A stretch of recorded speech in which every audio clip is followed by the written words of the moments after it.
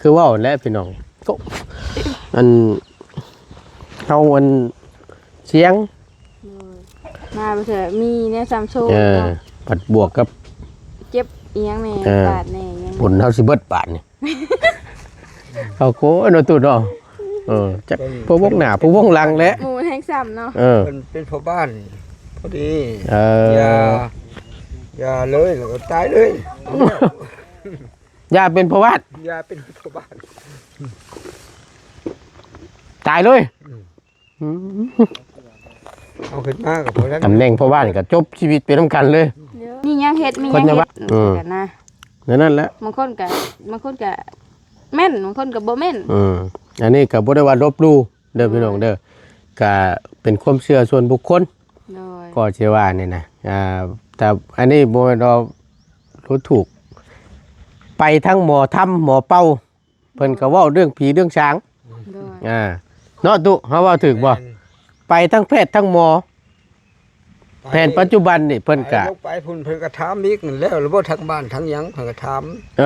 เพิ่นก็ถามทั้งบ้านทั้งเพิ่นก็สิเว้าไปวิจัยตามที่เพิ่นเห็นหั่นโมเมนต์ว่าบ่เชื่อทั้งหมอดูหมอเราหมอเป้านี่ก็ผู้ดีก็ดีบางเทื่อเว้าในตาบ่เห็นก็มีพี่น้องนะบางเทื่อปัดไปเฮ็ดไปแก้ปัดเช่าดีบัดนี้ก็สิว่านะบัดมาทั้งแพทย์ทั้งหมอนี่ก็เป็นอีกแบบนึงเฮาก็พิจัยออกมาเพิ่นก็คือจังว่าอันนั้นโลดหั่นนะเพราะว่า1มามันปัดก็อันนั้น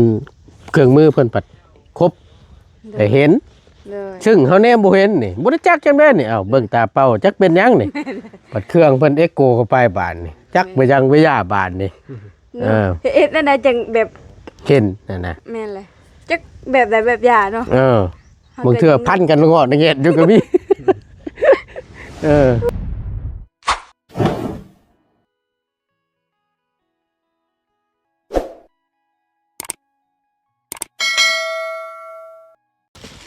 นะพี่น้องเอ้ยลองเบิ่งตู้ทดสอบมันคล้ายๆคือเฮาอันนี้แล้วแต่ว่ามันหมูมีขนอ่อนอยู่บ่ก็ลองเบิ่งเอาจี้เบิดเดี๋ยวจี้รถลูกจี้มันสิแตกต่างกันกับตัวมันมีขนได้ตัวนี้มันหมูมีขนเฮาจี้ให้มันเหี่ยมๆนิดนึงเขาก็ออกมาโดนแล้วเอาพี่น้องกราบสบายดีและสวัสดีเด้อพี่น้องเด้อสบายดีกันบัดชุกคู่ชุกคนเนาะพบเจอกันพ่อใหญ่ติดยานี่มีแต่ยาประจำตัวแล้วดอกพี่น้องเลยโมเมนต์อื่นดอกเนาะเนื่องจากว่าพ่อลูกคุณละกะคือผู้นั่นแหละเนาะทางพ่อน้องน้อยกะเป็นมีโรคประจำตัวมีโรคประจำตัวพี่น้องเลยแล้วเราก็ต้องพกยาตลอดนะเนาะเอาหลายผู้หลายคน FC เพิ่นก็ด้วยความเป็นห่วงเป็นใยทางน้องน้อยนี่เนาะหลังจากที่ทางบ่ตูนได้ลงคลิปนั่นไปที่มอบเงินให้กับน้องเพิ่นจำนวน6 ล้านกีบพี่น้องเนาะเพื่อไปรักษาตัวแต่น้องน้อยพัดมีความคิดอยากได้รถจักรว่าซั่นตู้เอ้ยเฮาก็เลยว่าเอาคิดให้ดีๆว่า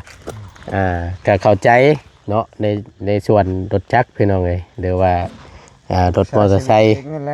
ยันพาหนะเฮานี่มันก็แน่นอนแหละมันก็จำเป็นแต่ว่าเนาะของนอกกายบ่ตายหาไม่ได้เจ้าเนาะเฮาเว้าถูกบ่ตุเพราะฉะนั้นแล้วเอาชีวิตเจ้าของให้มันรอดก่อนเนาะหรือว่ารักษาปิ่นปัวในพญาธิที่เฮาเป็นนี่ก่อนเฮาว่าในความคิดเฮาได้แม่นนะแล้วยังกันได้เงินได้คำเฮาก็บ่อยู่ทุงโมเมนต์ยังดอกพี่น้องเอ้ยเนาะ FC เพิ่นแนะนำมาให้รักษาตัวก่อนเด้อรักษาตัวก่อนเด้อน้องน้อยเอ้ยว่าซั่นเพิ่นเป็นห่วงนะก็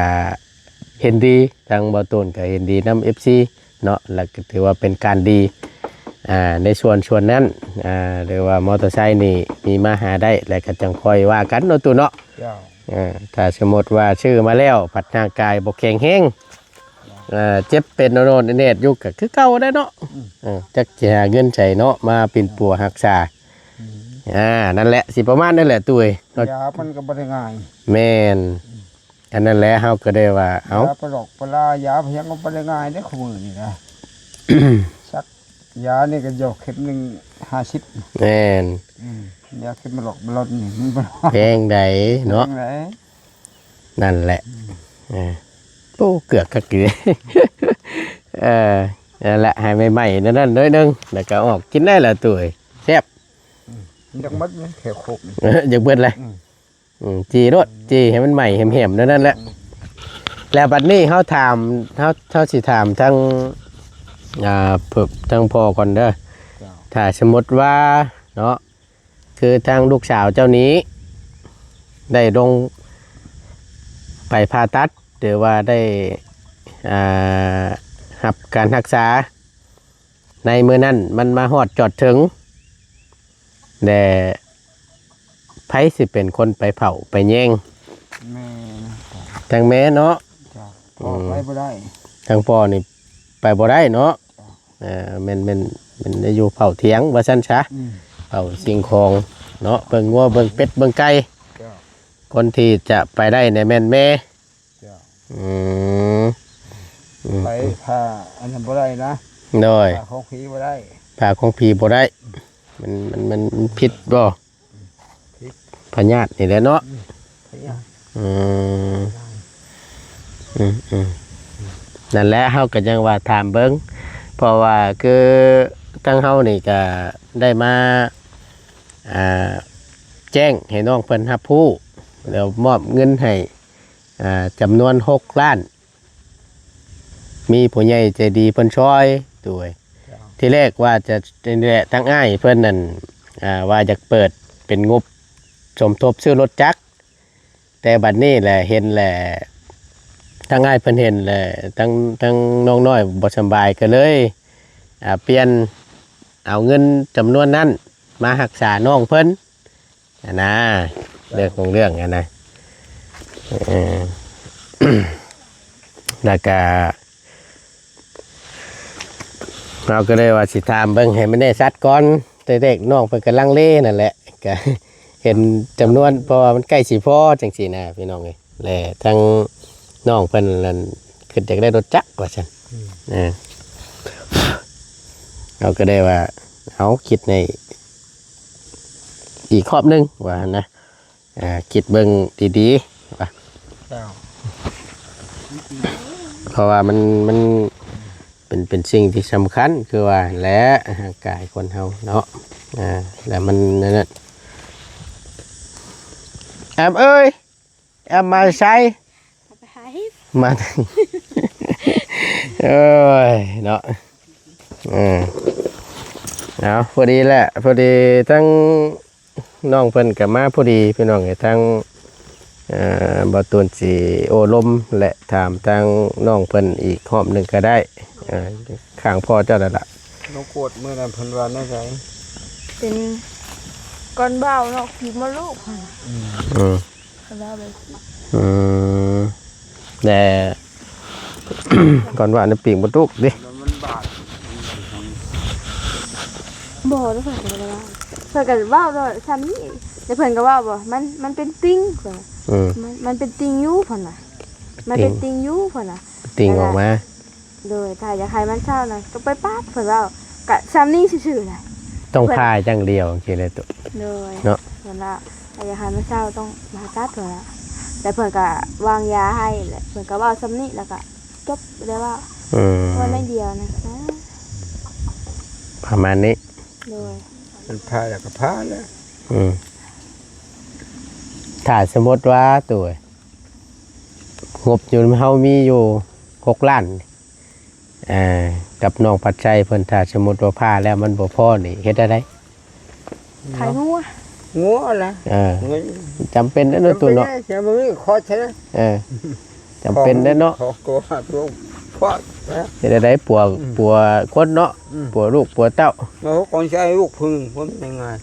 ไปสิเรียนใหญ่เนาะ โย อาศัย ไปจะหง จะเป็นยังไง ไปตกละมึงหลวง ฮะ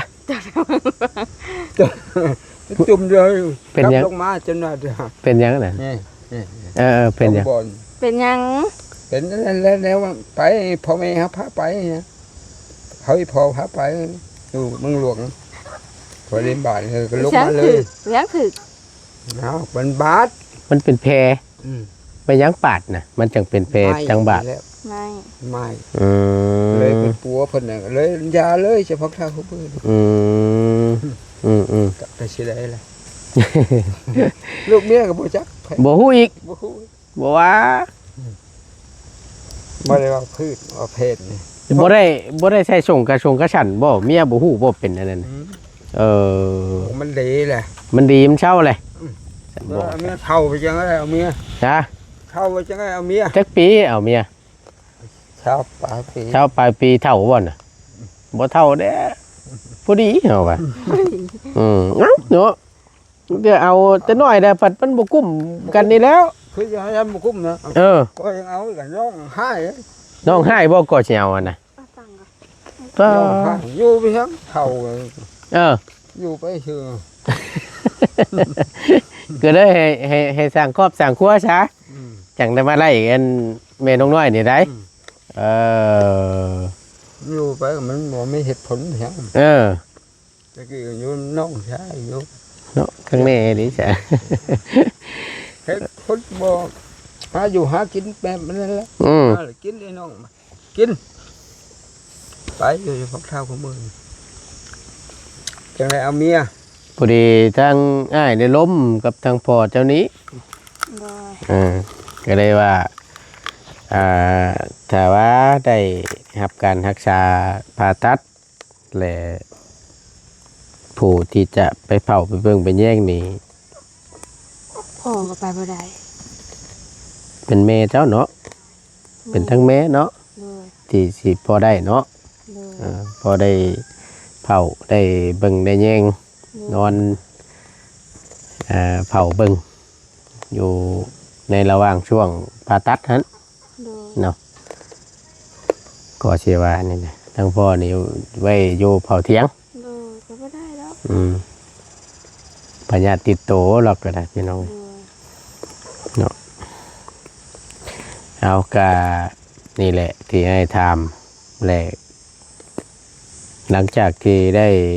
นำคลิปนั้นลงไปและ FC เพิ่นก็ว่าออกห่างเสียงเดียวกันด้วย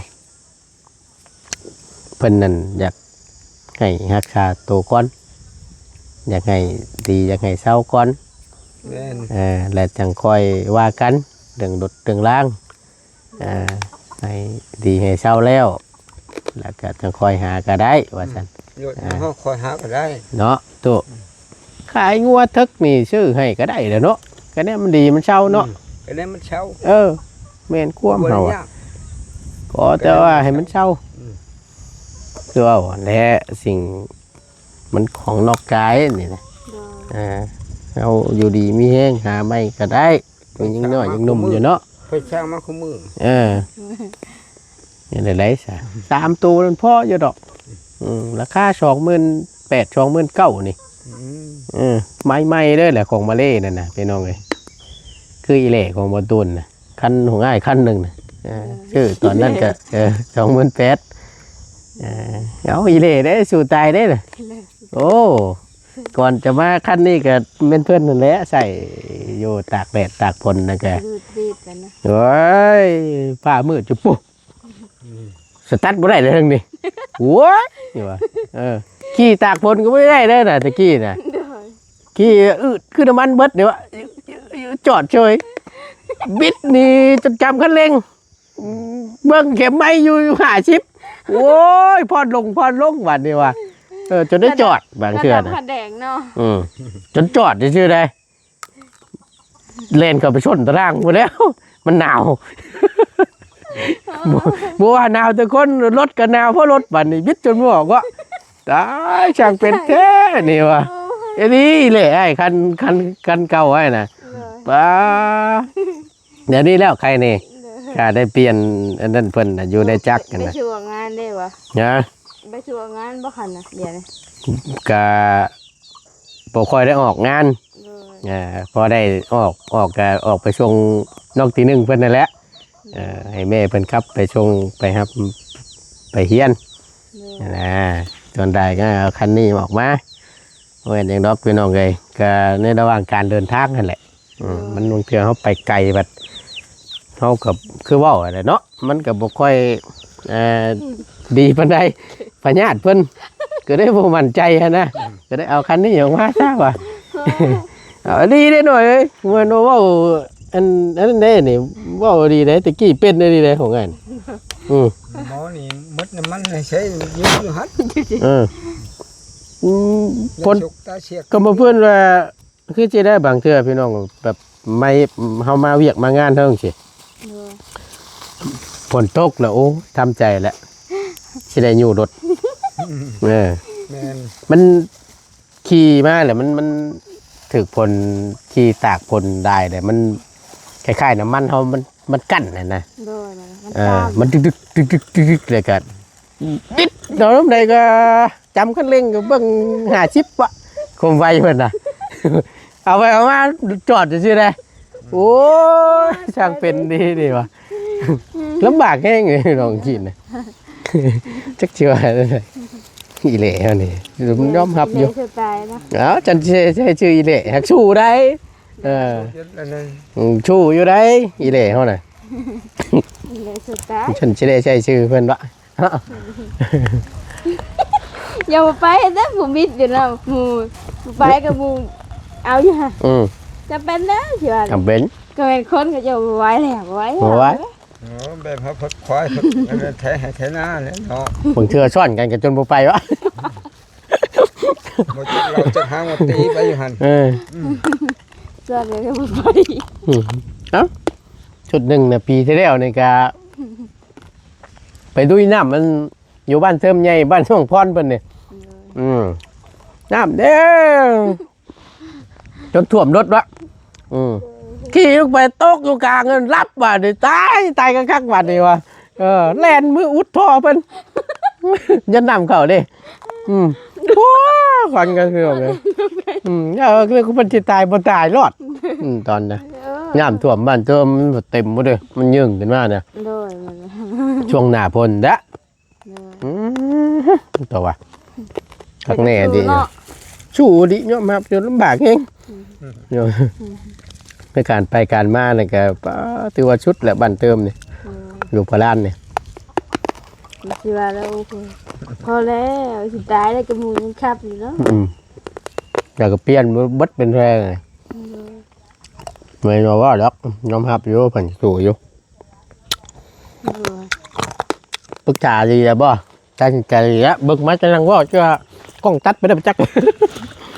อูดไปก้อนกลุ่มอยู่ได้อยู่ดิก้อนมันก่อน ปะนางว่าเดินตัดเป็นประเภทเดิน โอ้ยตัวเองเล่นน่ะไปแล้วก็จังว่าล้มเบิ้งอีกรอบนึงจังไงกะคือว่าอ่อนแล้วกับบ่ยากจังไงน่ะได้ใดก็ได้พอเมื่อใดก็บอกง่ายทางน้องพัดใจว่าได้ซะลมกับทางน้องเพิ่น ทาลงมาลีมาคน ทาเบิ่งว่าลีลงมาแต่ เฮ็ดโปนบ่ โดย แดด ถ้าเพิ่น สิ บ่คาเวียกเพิ่นสิพา ฉัน ไป เพิ่นพาตัดแล้วแค่ไปเลยนะ หักยั่งอยู่นะ นางบ่ทันได้ผ่าดอกเฮาต้องกวดเบิ่งก่อน ปวดเบิ่งซะก่อนนะ ความมั่นใจ โดยเผื่อว่าเฮาเป็นโรคนั้นโรคนี้นี่เฮาก็อยากฮู้นะ อยากเบิ่งอยากจะสิ เอาให้มันชัวร์ก่อนเนาะ โดย ว่ามันสิตรงกันบ่กับอันหมออยู่ดงเห็นเพิ่นกวดนี่เนาะ โดย แต่ว่ามันเป็นอันเดียวกัน ยืนยันคำเดียวกัน จังไรก็ต้องได้พาถ้าบ่พาบ่เศร้า โดย แล้วก็แม่นหามื้อ โดยเฮาก็ถ้าไปก็ไป อืม เบาอ้าวนี่แล้วก็ลงไปผ่าตัดนี่ ลงไปผ่าอยู่สวนอยู่นี่มากอะเอาไปมาตายชื่อ ไปกวดบ่มีไปจัง เพิ่นเป็นหยัง เป็นใช้ติ่งเป็นจัง เป็นเซตติ้งแต่ลงเพิ่นลงไปผ่าตัดบ่ผ่าตัดแหละมันเป็นอะไรมันบ่เช่าบ่ มันบ่เช่ามันบ่ดีมันบ่แม่น มันโมเมนต์เซตติ้ง มันบ่มี โอ้ก็แม่น แล้วก็เล แต่ ย ก็บ่ ตายชื่อ เนาะโมเมนต์เซตติ้งก็ไปผ่า ปีแล้วปีกายเลยปี มันก็ กายนี่แหละ มันก็ปานว่าแล้วบ่ โอ้ยเนาะ สุดท้ายได้เพิ่นว่าได้สตุ เดี๋ยวเพิ่นเอาเป็นใช้ติ่งเป็นเนินไป นะ พามันบ่แม่นบ่มีใช่ นั่นแหละจังว่าน่ะเพิ่นสุดท้ายเลยตายที่ไม่ชื่อบ่ ตายที่ อย่าเผื่อไปกัดเดี๋ยวอะไรอย่าเผื่อไปกวดของหมอเดียวหั่นนะ หัวหมอเดียวแล้ว โอ้แม่นแหละเฮาบ่ฮู้ข้อมูลแน่ชัดเนาะเฮาบ่ฮู้ว่าเฮาเป็นหยังกันแน่นะเพราะฉะนั้นแล้วในการที่จะผ่าตัดหรือว่าอันนั้นนี่ก็ให้มันชัดเจนพุ่นแหล้วจนมั่นใจพุ่นแล้วว่าเอ้าเฮาเป็นโรคนี้แน่นอนแหละเป็นโรคนี้ต้องผ่าจังซั่นได้ถือว่าบ่เฮาบ่จักนี่คือว้าวนะมันก็ตายทิ่มไปชื่อนั่นแหละ มาผัดตึงเตือเนาะหอดมือเพราะว่าพี่ปอบช้ำตายทิ่มไปชื่อโยย่านเฮาก็ได้ แม่ดีกันนะค่ะ ในการผ่าตัดนี่คือว่าและพี่น้องก็อันเฮาอันเสียง มาเถอะมีเนี่ยซัมโชว์ ผัดบวกกับ เจ็บอีหยังแน่บาดแน่ยัง ผลเฮาสิเบิดบาดนี่เอาโกเนาะตุเนาะจักพวกหน้าพวกหลังแหละ หมูแห้งซ้ำเนาะ เป็นพ่อบ้านพอดี อย่ าเลยแล้วก็ตายเลย อย่าเป็นประวัติ อย่าเป็นพ่อบ้าน ตายเลย เอาขึ้นมากับพวกนั้น ตำแหน่งพ่อบ้านก็จบชีวิตไปนำกันเลย เดี๋ยวเห็นไหม คนในบ้านเห็นบ่ คนในบ้าน แม่นแท้เนาะว่าอะไรแม่นฮอดมือแล้วในประจักษ์แล้วดอกอะเนาะฮอดมือแล้วเนี่ยนะ ปาดพ่อยแล้วก็โอ้ย หาก็ได้ยินแล้วว่าโดนกันได้เนาะ แบบว่าเอาไปกวดแต่คลินิกแบบแพทย์ที่ว่าแบบไหนเลย ยำแบบห้องหมอ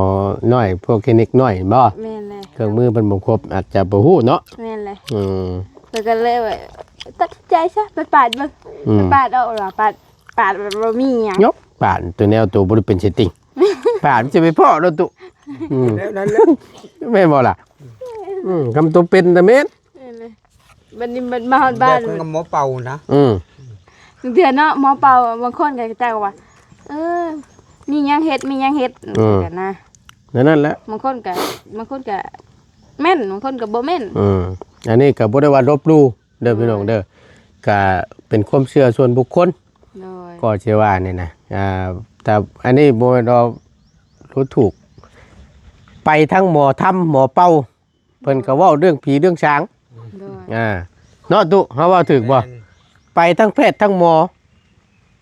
แผนปัจจุบันนี่เพิ่นก็ ไปพุ่นเพิ่นก็ถามอีกนั่นแล้วหรือบ่ทางบ้านทางหยังเพิ่นก็ถาม เออ เพิ่นก็ถามทางบ้านทาง เพิ่นก็สิเว้าไปวิจัยตามที่เพิ่นเห็นหั่น โดย บ่แม่นว่าบ่เชื่อทั้งหมอดูหมอเหลาหมอเป่านี่ก็ ผู้ดีก็ดี บางเทื่อเว้าในตาบ่เห็นก็มีพี่น้องนะบางเทื่อปัดไปเฮ็ดไปแก้ปัดเช่าดีบัดนี้ก็สิว่านะ โดย บัดมาทั้งแพทย์ทั้งหมอนี่ก็ เป็นอีกแบบนึง อีกแบบหนึง เฮาก็ พิจัยออกมาเพิ่นก็คือจังว่าอันนั้นโลดหั่นนะเพราะว่าหนึ่งมามันปัดก็อันนั้นเครื่องมือเพิ่นปัดครบได้เห็น เลย ซึ่งเฮาแนมบ่เห็นนี่บ่ได้จักจังได๋นี่เบิ่งตาเป้าจักเป็นหยังนี่ ปัดเครื่องเพิ่นเอ็กโกเข้าไปบานนี่จักไปยังไปย่าบานนี่ เฮ็ดนั่นน่ะจังแบบ เห็นนั่นน่ะ แม่นเลยจักแบบใดแบบยาเนาะ บางเทื่อพันกันงอดเงียดอยู่ก็มีโอ้ดีได้เนาะตุเนาะ จักเพิ่นเฮ็ดนั่นได้แบบ นั่นนะก็สิว่านะ โอ้ทันสมัยคัก มันนั่นแหละเพื่อความแน่ชัดว่าซั่นซะน่ะมีแต่ว่าพังเบิ่งเนาะถ้าทางบ่ดีลงมา ๆโดย แต่สิพากันข้ามไปกวดจุมก โดย อืมได้มีแต่ว่าอันนั้นถ้าว่าเพิ่นทางบดีเพิ่นสะดวกสบายหรือว่าบ่ติดขัดในกะทางบดีว่าสิพาไปก็ไปแต่ว่าเรื่องเงินเรื่องคำนี่ทางน้องพัดชัยบ่สิพาอันนั้นค่าใช้จ่ายมีแต่ว่าคำว่ามัน มันบ่พอแล้วจะเอาน้ำไอ้ มันบ่พอแล้วก็มาเอาน้ำไม้นี้ที่เจ้าให้ถือไว้นี้เด้อ โดย หรือว่าสิเอาอันเฮโตลงไปน้ำเลยบ่ เฮาว่าสับไปกล้วยสิ หากคำว่ากวดเบิ่งก็ชื่อก็สิบ่แพงปานใดดอก โอเคเนาะเอาไปเอายาว แม่นเพอเฮาจะคู่แค่ว่าจะคู่ชื่อนะ หลายได้หิวจนเต็มถุงยางพุ่นเลย โอ้เพิ่นจัดให้เนาะ ต้องกินยามอันนี้เด้อยามมันฮอดตัว จ้า มันจังอ่อน โอ้ ข้าวปลามันยัง แข็ แข็ ง ง ขึ้นเอาเข้าก่อน หืม ขึ้นเอาเข้า แล้วเขามาจันตุมันแซ่บเด้อ แม่นยีนางจำแจ่วเนาะแจ่วเมืองไทย กินบ่ได้น่ะโอ๊ตโต กดแล้วเนาะอยากม่วงเลยกดตะเอ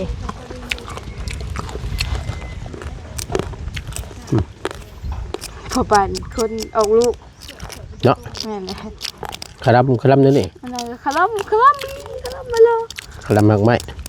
แม่นเลยคุณว่าคนก็จนจอยจนไปหลายตืบแล้ว อ้ายว่าสิตายยังคารับมาแล้วอ้าย อ้าวคลัมนี่แบบย่างไปก็บ่ได้มีเหงื่อมีแห้ง เอ้ามันขาดสารอาหาร แม่นเลย อืม ใจเอ็นห้าจ้ะ เทว่าได้ซะ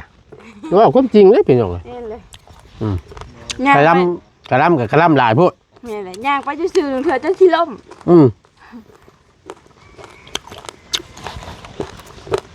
นมพัดชื่อกันของเกลือชื่อกันชิล่มแล้วบ่ แม่นเลย บ่กินอยู่พุ่นบ่ลูก มี มี เสี เสี ย ย ง งมีเสียง ย่างนะขวดเนี่ยขวด ย่างกับตุ๊ จันบ่ จักจัน อ๋อจบปลาเข่าปลาละบันนี่ อยู่เถียงเถียง โอ้ยมาตัวเอ้ยกินน้ำกันได้ฉันเด้อ เข้ากิน โยกปลาเข่ามาเลยไปฉันหน่อยโยกกันนี่เดียวจีเอานี่เดียวมีแต่กี่เท่าได้เราจีได้นี่ไปฉันว่าแล้วเราเห็นเลยข้ากลุ่มวะนั่นว่ะมานี่เสียบจักบาทนี่มีแต่ ก่อนจำพี่น้องเลย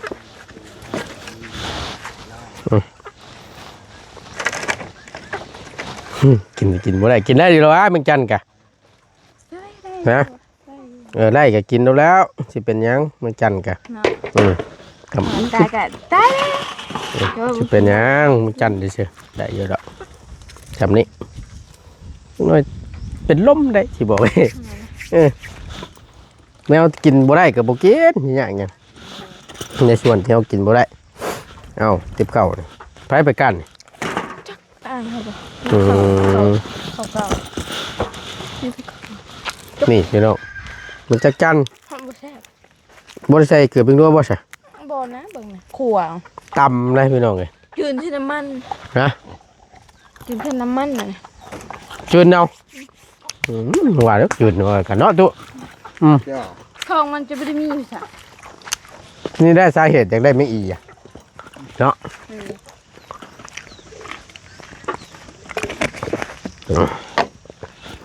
มาพี่น้องกินข้าวเด้อพี่น้องเด้อมาจนสิกินเกี่ยวกับนาง เท่นะอันนี้ นะ ชั่วโมง สมมูกินนะสมมูมาเด้อน้องเด้อมาปั้นข้าวเด้อ ให้เอาหมูได้ค่ะไปกินเรื่องหุ่นมาเดี๋ยวกำลังกิน ปลาว่าจะละเอาเลย แต่ก็ตอนใดก็เมื่อกี้จีกันนี่ต้องกินย่ำมันห่อนเดียวเลยเอามากินน้ำพด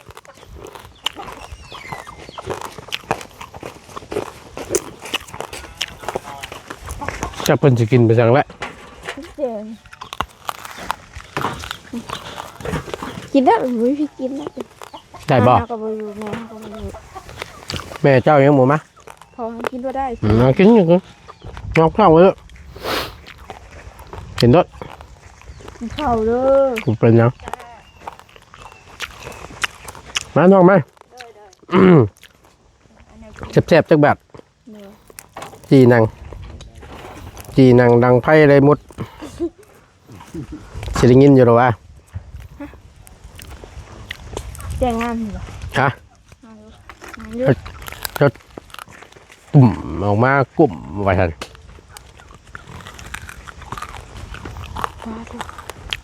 ขายไปตองกันเลยเนาะท่านกับจี้ทำไมท่านกันเราเนี่ยพอจะเป็นกัน ดูมาเลย เป็นนะ เป็นแล้ว ลมท่านกับพิษได้คำชีวิตนะ ผิดป่ะ เจ้าที่บอกฮะนั่นน้องวะเห็นไหม ล้างมือกันด้วยค่ะ นี่คนอวยที่เจ้ามาจัดด้วยจัดบงนั่งด้วย เอาปิ้งตับกับปิ้งหมู โดยสบายเลยเนาะ โอ้โหอันนี้มัน เนาะมาก่อนจะกินได้ก็กิน ล้างมือกันล้างมือเลยมากินข้าว นะท้องก่อนห่อนครับ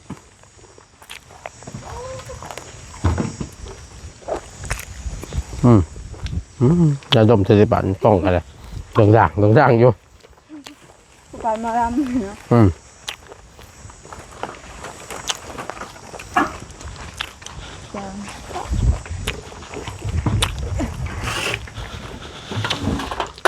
โหเรามากินยังนะจีนังบ่นะ หนังเลยเนาะ นังก็จีดำ คักดีเลยทางประตูเลยเกือกขี้เท่าก็แซ่บนั่นนี่ เทพดังเดิม แซ่บนั่นนี่นะ น้องเฮาเฮ็ดมัน เพราะว่านี่แหละหนังอันนี้นะ เป็นเทิงบอก ต้องเกือกขี้เท่าได้น้อยนึง แม่น้ำเฮาโตสิกินเทิงบอก น้ำอ่อนหูเนาะ เพราะว่ายังบ่ตรงเลยเวิร์กหมด ไปดิมา ตายจือวะ ก็บดีไปเลยเจ้าบอนันกับบ่ทัน ขวดน้ำตับหัวแล้ว 3-4 โมงแล้วเบิ่งกินข้าวเที่ยง เขาตรงเวลา ข้าวเช้าเขาเด้อ ข้าวบ่ เช้านี่กินเปื่อยอยู่ทั้งแพร่วัดเราเด้อ โอ้ เออ บ่รู้มันก็เปียกเฮาก็ทำตัวบ่มันกินข้าวเลย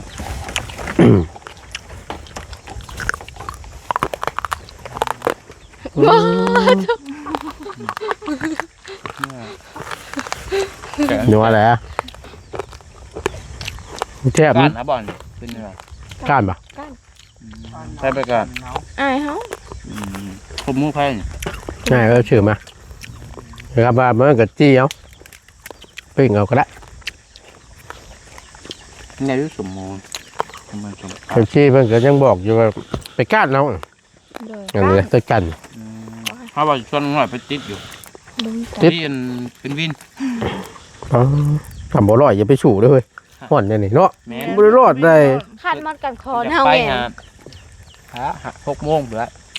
6 โมงยังห่อนได้ ถือเอาเด้อน้ำในน่ะอย่าไปปะได้เด็ดขาด เพื่อที่เลิกไปพูดกันเนาะ เอา ว่าคนไปกันรอดให้แล้วนี่ นี่กกไม้กกไม้แค่นี่แม่งอีร้อยห แค่ ลาย แต่มันบ่มีตังค์กัน เนาะดื่มเบิ่งเนาะ ลืมเบิ่ง เอาชื่อมาตัวไปตัดแม่กันทวนไว้ด้วยแม่กันทวนน่ะแม่ตีมจันน่ะ เป็นคนคล้ายอะไรวะบังชาวพันธุ์บ่ บ่เกินนะ บังตังขนาดนั้น 10ไปเช้านี่เนี่ยติดปีกเพิ่น ได้ตั้งหัวจะขักได้ ฮะ ตั้งหัวจะขักได้ แบบได้ตุ ตั้งหัวเป็นทำมาก่อยใส่ บ่ ยางมาเดือไม่นะ ได้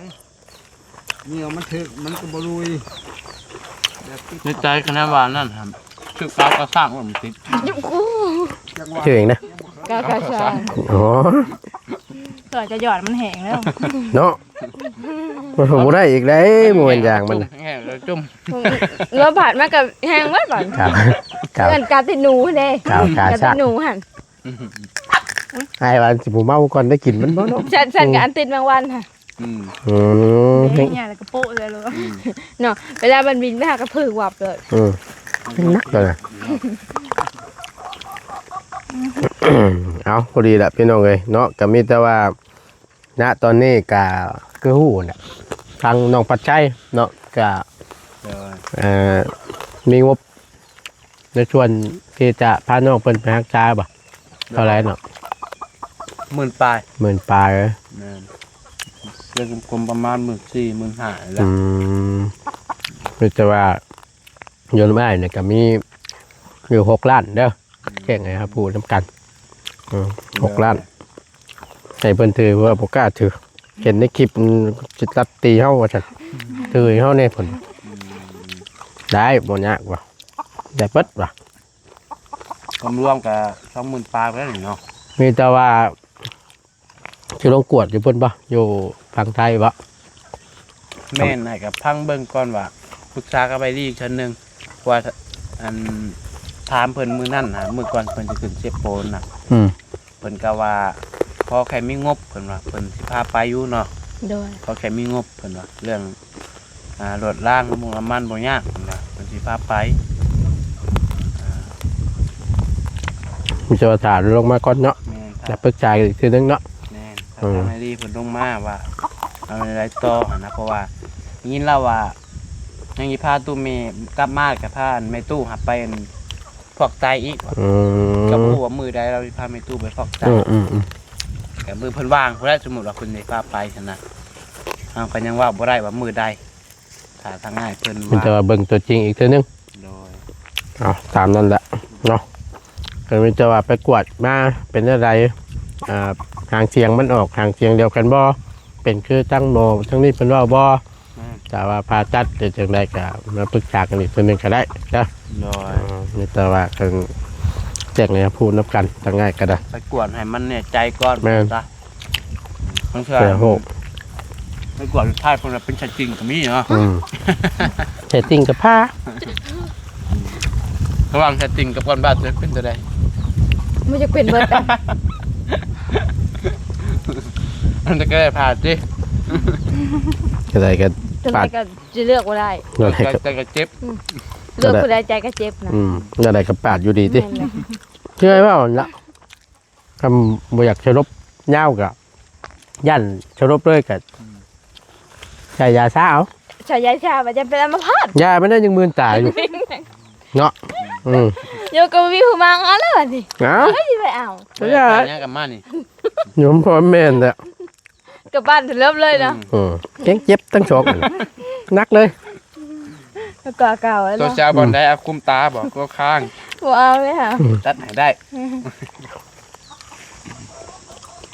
ยังเป็นใส่ยาซ่าย าทานบ่เป็นอัมพาตได้ดอกก็เบิดบิดยากันเธอเบิ่งรถอ่ะเพิ่นสิว่าติงก็นึกก็ก็จะเนี่ยเขา ก็ ก็ ดี ช่อง3เทื่อกันแล้วก็เพ้นจนนั่นฟื้นขึ้นมาคือเก่า เจ็บได้บานเบิดยาทานน่ะ เป็นยาชาแล้วเจ็บนะ ขออย่างเดียวอย่าไอครับจำป้าในช่วงผ่าตัดน่ะ ไอ้กับจามประเด็นเดียวกันบ่ นะไอครับจำบ่บ่ได้จำกับเส้นสิเด้ไอกับไอเหรอวะสังเกตบ่ ได้ที่เพิ่นงงแน่ไอ้กับจาม มันตึงเบิดนี่ย่ามเฮาไอย่ามเฮาจำเนี่ยมันตึงเบิดหน้าท้อง ไป ตัวคือไปมันยิบสิขาดนี่ กันนะ คือไปมันยิบสิรุดนี่เดี๋ยวนี้เจ็บคือไปช่างนี่บัดไปพุ่นแล้ว โอ้โทรศัพท์ก็งงเอง เติมตัดเอาจังมันก็เด้อมันจะว่าม่วนอยู่โอ้ยังอยู่ บุญม่วนพี่น้องเอ้ยอันนี้นั่นโมเมนต์ยังได้ถึงแล้ว ของไร ของไผเฮ้ย ของแก้ว ของเฮาบ่ โมเมนต์นะของง่ายสิไปนี่ไปโซมาหาเนาะแป๊บหนึงพี่น้องเอ้ยพอดีทางเว้าได้เพิ่นโทรมากินฮอดเพิ่นว่าเอ้าว่ะมาจากหมู่บ้านกินฮอดเลย เธอมาดินพี่น้องเอ้ยถามว่าอยู่ซ้ายว่าฉันเกินตั้งน้อยนี่แหละว่ะกะมันฮ้อนไปใส่กับบ่ได้เพิ่นว่าแน่นอนแหละพี่น้องเอ้ยคู่มือนี่ก็ได้ฮ้อนบ่พอยังเห็นน่ะกินหนังบ่มาฉันเนาะมีแต่ว่า มาโทรศัพท์ โอ้มันก็จะได้เอาน้ำก้อนโอบเอาดีแล้วไม่ฮอดเลย เอาก็สิขอจบคลิปไปคลิปก่อนพี่น้องเลยเนาะกับบ่มีหยังได้แหละในคลิปนี้ก็ ถือโอกาสแจ้งทั้งน้องปัจจัยนำเนาะเรื่องงบนำบ่ตูนนี้ก็โอลมทางพอน้องน้อยแล้วก็เรื่องถ้าสมมุติว่าได้ผ่าตัดแล้วก็แม่นแน่นอนแหละก็ต้องแม่หลักๆเลยผู้ที่ไปเผานั่นนะเพราะวันหนึ่งมาเป็นผู้หญิงเป็นเมน้ำแน่แล้วก็พอได้ชวนได้โจมได้พูดคุยเนี่ยนะมันเกิดที่มีความอบอุ่นขึ้นหลายกว่าเก่า